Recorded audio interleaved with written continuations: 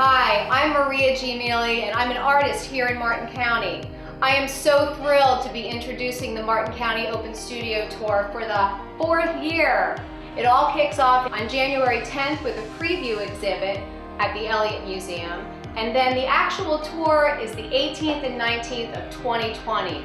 We are so excited this year to have 45 artists, 31 studios from Jensen Beach to Hobe Sound. They will all be open for you from 10 to 5 each day. We have jewelers, we have painters, we have people that do drawing and stained glass, sculptors. You're gonna love what's on the tour this year. You'll find all the information you need on the website, mcost.org. You'll find the tour guides and maps all throughout the county, starting in mid-November. Pick one up anywhere and we'll see you on the tour.